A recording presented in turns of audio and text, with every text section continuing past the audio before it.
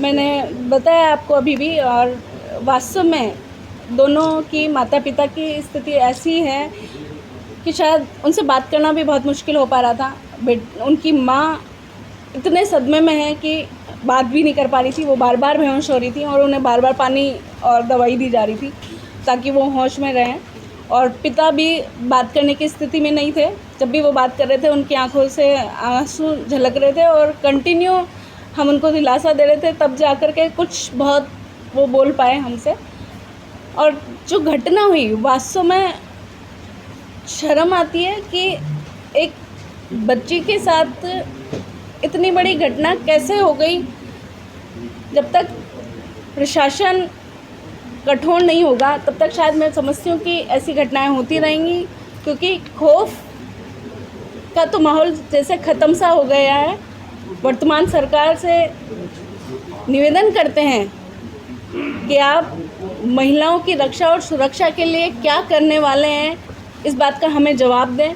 और जो आपने सरकार में आने से पहले अपने मैनिफेस्टो में वादे किए थे कि हम हर ज़िले में एक महिला थाना, हर थाने में एक महिला डेस्क लगवाएंगे, वो सब शायद चुनावी वादे थे या और कुछ। अभी तक तो शायद चुनावी वादे ही लगे। यदि वो सरकार वास्तव में इसमें गहन चिंतन नहीं करेगी तो आज भी पूरे देश में राजस्थान अव्वल नंबर पे आ गया है। और हर ज़िले में हर दिन एक भी दिन ऐसा नहीं जाता जिस दिन अखबार में महिला उत्पीड़न को लेकर, महिला रेप को लेकर कोई ना कोई घटना नहीं है। हर दिन छपा होता है और 12 से 15 लगभग ऐसे केस हर ज़िले में जगह जगह पे आपराधिक प्रवृत्ति के लोगों के दर्ज होते। उसके बावजूद सरकार इस पे कोई एक्शन नहीं ले रही है। ये समझ में नहीं आ रहा कि क्या सिर्फ उनका ये चुनावी मुद्दा था या वास्तव में आत्मीयता से बहन बेटियों की रक्षा करना था। यदि ये आंकड़े बता दीजिए। जी, मैं आपको बिल्कुल आंकड़े बता देती हूँ। परिवार की सुरक्षा वगैरह की लेकर आप मांग कर रहे हैं कि वहाँ झगड़ा भी हुआ था? बिल्कुल सुरक्षा मिले उस परिवार को, और सरकार से मांग करते हैं कि जिनके साथ ये घटना हुई है उस परिवार को मुआवजे के रूप में सरकार जो भी राशि देना चाहती है, हालांकि राशि से उस बेटी की जगह भरपूर नहीं हो सकती, पर फिर भी परिवारजन की जितनी सहायता मिल सके, जितना उसको मिल पाए, कि वो बहुत गरीब परिवार है। मैं देख के आई हूँ, टापरी में रहते हैं और स्तनीय दयनीय है। तो सरकार से मांग है कि उनकी आप जो भी सहायता राशि कर सकते हैं वो मदद करें।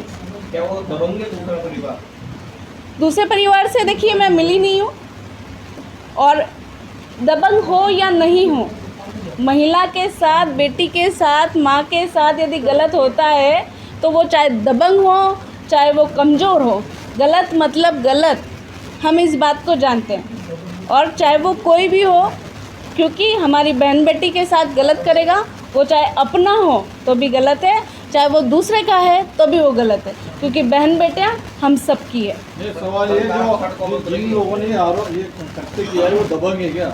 मैं वही कह रही हूँ, गलत किया है तो दबंग हो तो भी सज़ा मिलनी चाहिए, और नहीं है तो भी सज़ा मिलनी चाहिए। इससे आगे होने वाली ऐसी कोई घटना नहीं हो सके, इतना खौफ हो जाए कि फिर आगे इस तरह की कोई घटना नहीं हो। इसलिए वो दबंग है तो भी उसे सज़ा मिले, और वो कमज़ोर है तो भी सज़ा मिले। कांग्रेस क्या सड़कों पर उतरेगी? बिल्कुल कांग्रेस सड़कों पे उतरेगी। और सड़कों पे उतरने वाली बात से मैं एक बात और कह देती हूँ, कल हमारे कांग्रेस भाई NSAI के पदाधिकारी, हमारे प्रदेश अध्यक्ष भाई विनोद झाकर जी भी आए हुए थे, और उन्होंने नीट को लेकर के जो प्रदर्शन किया, प्रशासन ने कितने गलत व्यवहार किया उनके साथ, उन्हें मारा पीटा, लाठीचार्ज किए। क्या विपक्ष का काम अपनी बात रखना भी नहीं है? अपने शहर की, अपने देश की बेटियों के साथ, भाइयों के साथ जो नीट का एग्ज़ाम हुआ, देश का इतना बड़ा सेंट्रलाइज्ड एग्ज़ाम जो का पेपर लीक हो गया, इतनी बड़ी बात को छुपाने का काम कर रही है भाजपा सरकार और मोदी सरकार। यदि हमारे भाइयों ने उस बात को उठाना चाहा तो उनके साथ लाठीचार्ज करके उनकी बात को दबाया जा रहा है। इतनी बुरी तरह से दरिंदगी से उन्हें मारा गया। शर्म आती है ऐसी सरकार पे कि वो हमारे भाइयों के साथ, हमारी बहन बेटियों के साथ और हमारी युवा पीढ़ियों के साथ गलत कर रहे हैं। इससे अलग एक और है, सरकार ने जो शिक्षक भर्ती है 3rd ग्रेड की, उसमें 50% रिजर्वेशन दिया है महिलाओं को, क्या कहेंगे आप इसमें? बिल्कुल, बहुत अच्छी बात है, इससे अच्छी बात और कुछ नहीं हो सकती। लेकिन शायद क्या ये सिर्फ कागजी बात ही रह जाएगी।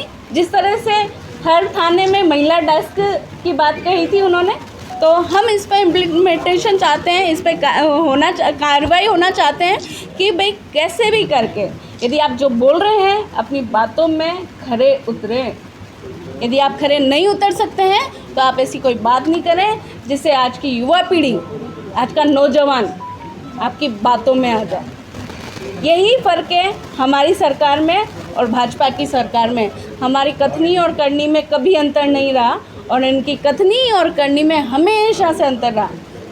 धन्यवाद भाइयों।